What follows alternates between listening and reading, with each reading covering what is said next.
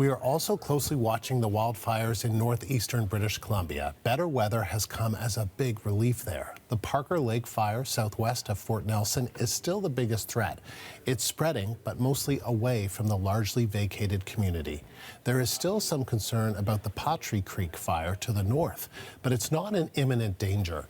About 5,000 people are still out of their homes, most of them staying in Fort St. John. The CBC's Ghoussoub is there.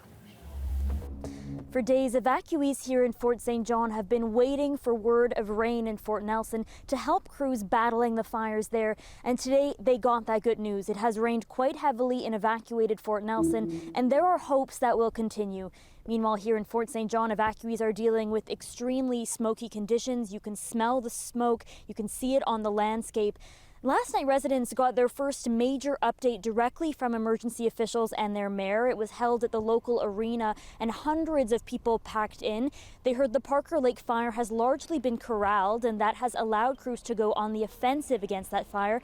It's also allowed them to go into Fort Nelson, and the mayor talked about miles and miles of hoses, as he describes it, pumps and sprinklers that have been put in place to protect homes. But of course, all eyes are now on a second wildfire of note burning north of town. Yeah, the wildfire service says it's not a threat to us right now. It's burning up against a fairly large swamp, which is sort of holding it, and then the river is also holding it. So it's a concern. We're always looking over our left shoulder to see what's happening over there, but right now they're not saying there's any danger. Fraser also spoke of the evacuation, which took place over just 12 hours, and he described how officials were able to dismantle the town's records and servers and evacuate those to safety. He also spoke of the eventual plan to return, which would take place over 4 steps. First, to get emergency services back up and running, then ensuring utilities are on, then services like grocery stores and pharmacies would need to go back online, and then there would potentially be a phased approach as residents could slowly go back in.